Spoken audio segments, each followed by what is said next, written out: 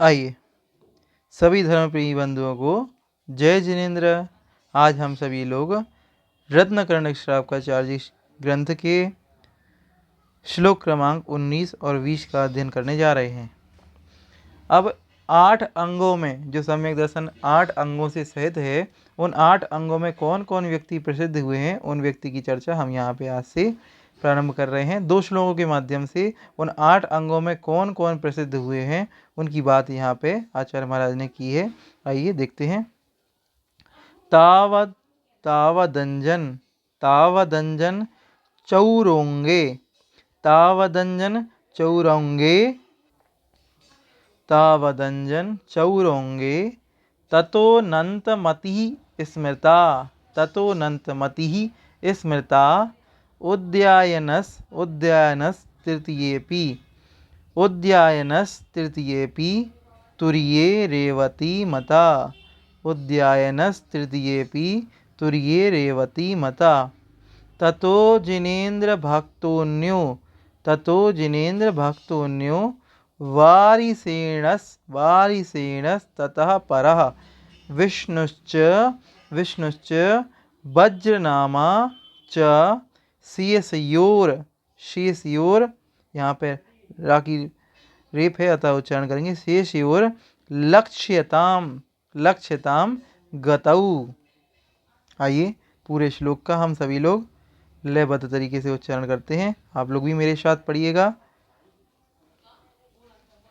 तावदंजन चौरोंगे ततोऽनन्तमति स्मृता उद्यायनस्तृतीयेऽपि तुर्ये रेवती मता ततो जिनेन्द्रभक्तोऽन्यो वारिसेणस्ततः परः विष्णुश्च वज्रनामा च शेषयोर्लक्ष्यतां गतौ। आइए अब अर्थ देखते हैं क्या कह रहे हैं। पहली लाइन से तावत अंजन चोरोंगे, शुरुआत से पहले स्थान से क्रम से अंजन चोरोंगे। अंजन चोर पहला अंग कौन सा था? पहला अंग था निसंकित। निसंकित अंग में कौन प्रसिद्ध हुए? अंजन चोर। अंजन चोर रमुकार मंत्र पर अटल श्रद्धा के कारण जो है प्रसिद्ध हुए। उनकी प्रसिद्धि की कहानी आप सभी लोगों ने सुनी होगी। किस प्रकार से अंजन चोर ने आणम ताणम कछु न जानम सेठ वचन प्रमाणम कह के उस वृक्ष के ऊपर चढ़ के, जब वो वृक्ष की डाली काट दी थी, नीचे चारों तरफ बड़े बड़े हथियार बिछे हुए थे और उनको वह आकाशगामिनी विद्या सिद्ध हो गई थी। जब उनको पता चला कि ऐसे रमुकार मंत्र से ऐसी विद्याएं सिद्ध हो जाती हैं तो उस जन धर्म में कितनी शक्ति नहीं होगी, ऐसा श्रद्धान करके उन्होंने फिर आगे जा कर के मोक्ष को प्राप्त किया था। तो पहला तावदंजन चोरोंगे, उस पहले अंग में अंजन चोर निसंकित, जिन्हें भगवान में शंका उनके वचनों में किसी प्रकार की शंका नहीं की थी। दूसरा है ततोऽनन्तमति स्मृता, और दूसरा जो अंग है उसमें अनंतमति जी प्रसिद्ध हुई थी, नेकांचित। उन्होंने जो है आगे जा करके आर्य का दीक्षा धारण की थी। अनेक जीवन में विपदाएं उनकी आई थी, उन सब विपदाओं को पार करके उन्होंने आगे आर्य का दीक्षा धारण करके मोक्ष प्राप्त किया। आगे यहाँ मोक्ष प्राप्त करने से तात्पर्य है आरिका पद से आगे जाकर के स्वर्ग गई और स्वर्ग जाकर के फिर आगे अगली पर्यायों में फिर वे मोक्ष जावेगी। इस प्रकार की कथा प्रचलित है। उद्यायन राजा तृतीय भी तीसरा अंग है निसंकित नेकांचित निर्विचिकित्सा। उद्यायन राजा की आप सभी ने कथा सुनी होगी। एक देव उनकी परीक्षा करने आया था और उन्होंने उसको मुनि का रूप धारण किया था। उद्यायन राजा ने मुनिराज को पड़गाया था। जैसे जैसे भोजन दिया तैसे तैसे उन्होंने राजा के ऊपर ही बमन कर दिया और उन राजा ने किंचित भी गिलानी का भाव नहीं रखा और उन मुनिराज की सारी जो उल्टी थी, जो बमन था, उसका साफ किया और साफ करने के बाद जो है अपने कर्मों की निंदा करने लगा कि मैंने ऐसा किस प्रकार का आहार मुनिराज को दिया कि उन्हें उल्टी हुई, बमन हुआ। जब पुनः अपना सारा वेश समेट करके वह देव सामने आया, नमन किया और उद्यान राजा की निर्विचिकित्सा अंग की भूरी भूरी प्रशंसा हुई। तो उद्यान राजा की इस प्रकार की कथा है। और चौथे तुरीय रेवती माता रेवती रानी की कथा आप सभी ने सुनी होगी। ऐसी रेवती रानी जिनको बार बार बताया गया कि फलाना जगह चमत्कार हो रहे हैं, इस जगह चमत्कार हो रहे हैं, लेकिन वह किसी भी चमत्कार के भकाए में आगे नहीं आई।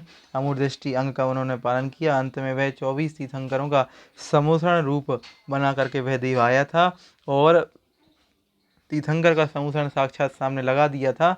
तब भी रेवती रानी ने कहा तीर्थंकर तो 24 ही होते हैं और 24 तीर्थंकर हो चुके हैं, ये 25वां तीर्थंकर कहाँ से आ गए, ये भी पक्का मिथ्या है। इस प्रकार से जिन वच में दृढ़ श्रद्धान रेवती रानी का था।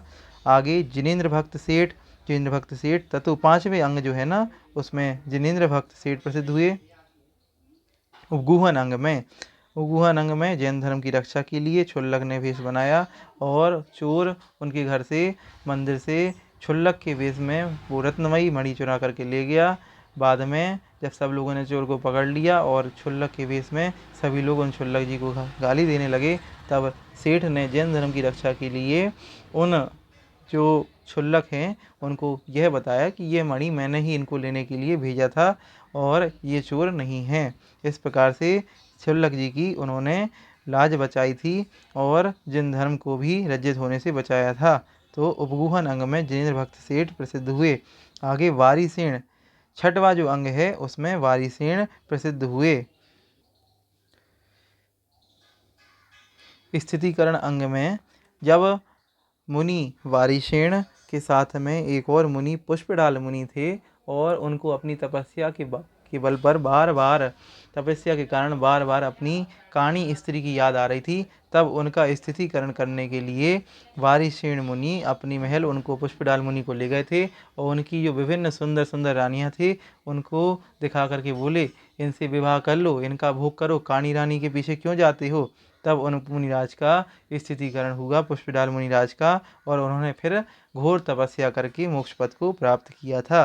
तो वारिसेन मुनि का स्थितिकरण अंग में प्रमुख स्थान है, वो प्रसिद्ध हुए हैं। आगे विष्णुचा मतलब वात्सल्य अंग में विष्णु कुमार मुनि प्रसिद्ध हुए। रक्षाबंधन की कथा आप सभी ने पढ़ी है। वो 4 मंत्री थे बलि आदि, जिन्होंने अकंपनाचार्य आदि 700 मुनिराजों पर खूब उपसर्ग किया और वात्सल्य अंग में मुनिराज ने अपने साथी मुनिराज के प्रति वात्सल्य दिखाया और उस बलि आदि जो 4 मंत्री थे उनका वह घमंड दूर किया।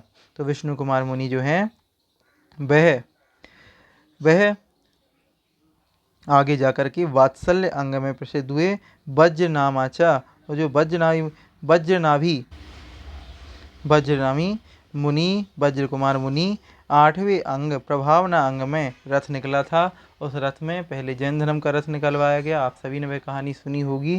पहले बौद्धों का रथ निकल रहा था, फिर जैन धर्म का रथ निकलवाया गया। ऐसे उन्होंने जैन धर्म की अपूर्व प्रभावना वहाँ पे हुई थी, वह कहानी आप लोग पढ़ सकते हैं। यहाँ संक्षेप में मैं बता रहा हूँ कि 8वें अंग प्रभावना अंग में वज्र कुमार मुनि प्रसिद्ध हुए। इस तरह से 8 अंगों का वर्णन और उनमें कौन कौन प्रसिद्ध हुए हमने यहाँ पे पढ़ा। आप सभी को यह अंगों को बहुत अच्छे से पढ़ना चाहिए और साथ ही साथ अपने सम्यक दर्शन को पुष्ट करना चाहिए। इन 8 अंगों के बिना सम्यक दर्शन हो ही नहीं सकता। यह अगले श्लोक में आचार्य महाराज हमको बताएंगे। आप सभी के जीवन में ऐसा प्रभावक और मुक्ति दिलाने वाला सम्यक दर्शन आए। इन्हीं भावनाओं के साथ सभी को जय जिनेंद्र।